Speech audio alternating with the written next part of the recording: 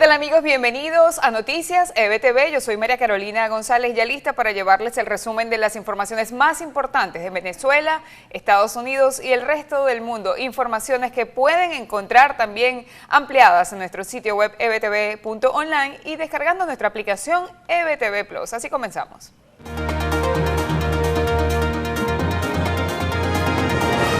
En el marco del Día Mundial del Refugiado, la frontera entre Estados Unidos y México, que por años ha sido escenario de separación familiar, este fin de semana cambió por completo. Y es que familias que tenían décadas sin verse se reencontraron allí para recibir el tan anhelado abrazo.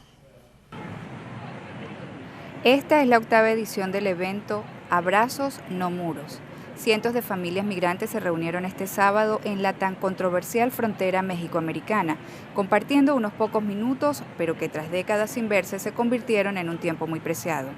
La actividad fue organizada por la Red en Defensa de los Derechos de los Migrantes, la cual convocó alrededor de 200 familias en Ciudad Juárez, con el apoyo de organismos de derechos humanos en ambos lados de la frontera, donde hubo casos como el de Rubí Moreno, de 23 años, quien tenía 21 años sin estar con su hermana. Ella dijo: "No conocía a mi hermana, este momento fue muy bonito y representa mucho. Siento el corazón hinchado, hay muchas familias separadas y eso debería cambiar". Del lado estadounidense, el escenario fue la ciudad de Sunland Park, Nuevo México.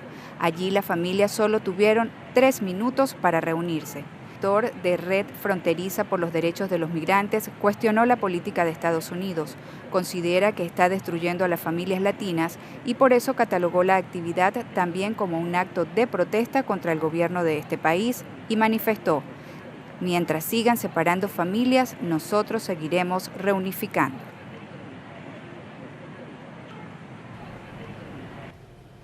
Y el Papa Francisco pidió que el mundo abra sus corazones a los refugiados para hacer que la sociedad crezca con humanidad. Esto lo anunció en honor al Día Mundial del Refugiado, cuyo lema es "Juntos podemos marcar la diferencia". Para el sumo pontífice, el refugiado, debemos aprender de su valiente resistencia, porque de esta manera se construye una comunidad más humana y una gran familia.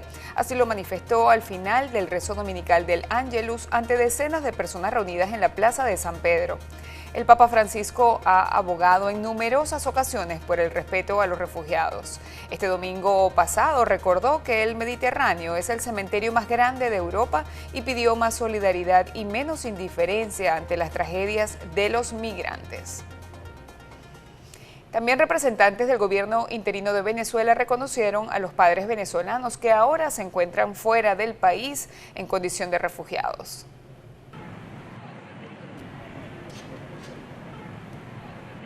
David Smolansky, comisionado de la Secretaría de la OEA, escribió en su cuenta en Twitter que el Día Mundial del Refugiado coincide con el Día del Padre. Por esto envió un mensaje de felicitación a quienes tienen hijos lejos y recordó que hay miles de padres venezolanos, caminantes, náufragos y desterrados que lo han arriesgado todo por alimentar y darle seguridad a sus hijos. A su vez, el comisionado para las Relaciones Exteriores, Julio Borges, reconoció a todos los padres venezolanos que hacen esfuerzos por su familia. Dijo que son ejemplo de compromiso, trabajo, lucha y valentía y se refirió particularmente a aquellos que se encuentran separados de sus hijos.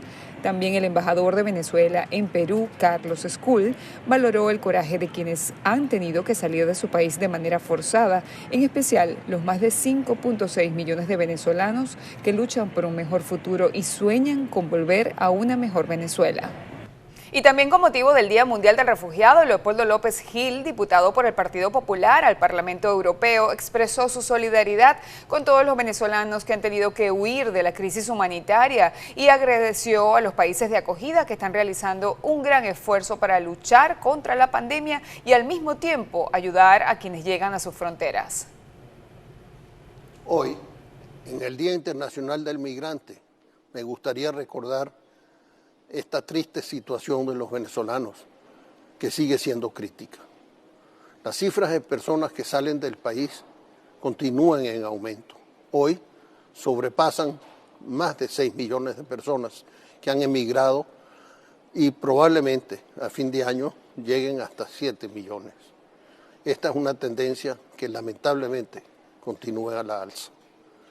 El pasado jueves se llevó a cabo la conferencia de donantes, la tercera, para los migrantes y refugiados venezolanos, esta vez auspiciada por el Gobierno de Canadá y las Naciones Unidas. Quiero expresar todo mi agradecimiento para los países de acogida, los que están realizando un gran esfuerzo para luchar contra la pandemia y al mismo tiempo ayudar a aquellos que llegan a sus fronteras con motivo de la grave crisis que azota a Venezuela, consecuencia, lamentablemente, solamente de su régimen autoritario. Por último, quisiera expresar también mi reconocimiento a las entidades donantes. Gracias por su humanidad y compromiso con los derechos humanos de todos en el mundo. Por su parte, el comisionado Miguel Pizarro reconoció la valentía de millones de venezolanos que tuvieron que emigrar a otras tierras.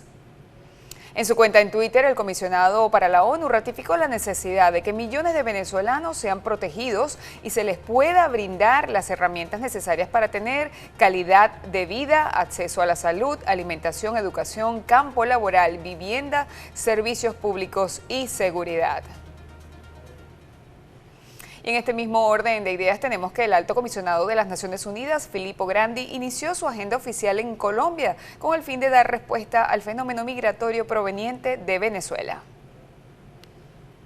El alto comisionado de las Naciones Unidas para los Refugiados, tras reunirse con varios funcionarios del gobierno de Colombia, entre ellos el gerente de fronteras Lucas Gómez, Migración Colombia y otros, en Barranquilla este sábado constató en terreno cuál es la situación actual de la migración venezolana, que ya está cerca de alcanzar los 2 millones de personas. Esta gira le ha permitido conseguir para la atención de esta población 1.000 millones en donaciones y 600 millones en préstamos. En días previos, Grandi ratificó el apoyo a Colombia y a sus gestiones en pro de los migrantes venezolanos.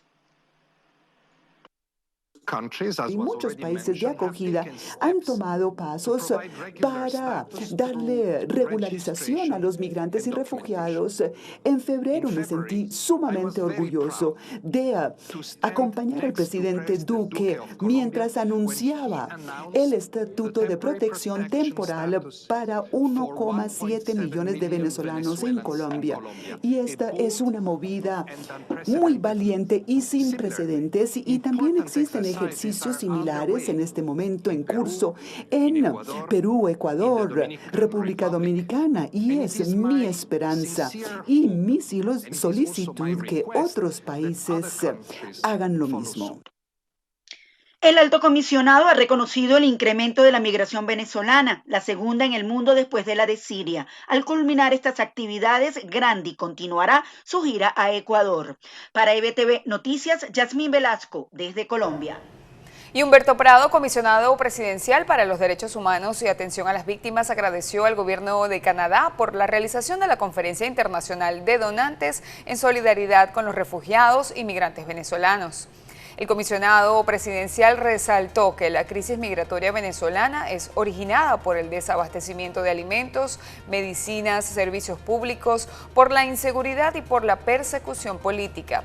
Durante la Conferencia Internacional de Donantes fueron recaudados 954 millones de dólares que serán usados para el pago de alojamiento, servicios básicos, salud, educación y protección de los migrantes venezolanos. Las donaciones se sumarán a otros 600 millones de créditos que otorgarán gobiernos e instituciones para totalizar un compromiso de 1.554 millones de dólares, además de otros acuerdos particulares para atender a los migrantes.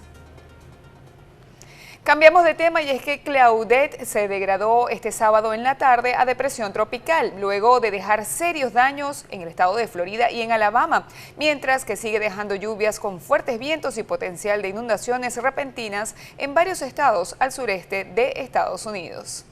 El Centro Nacional de Huracanes indicó que Claudette estaba a 25 millas al oeste de Atlanta, Georgia, y a 390 millas al oeste de Cape Fear, en Carolina del Norte.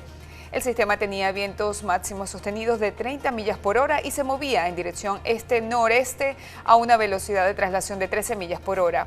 Se espera que Claudette se fortalezca nuevamente a tormenta tropical cuando atraviese las Carolinas este lunes. Las autoridades reportaron entre 5 y 15 pulgadas de lluvia en el sureste de Luisiana, al sur de Mississippi, y Alabama, al oeste del Panhandle de Florida.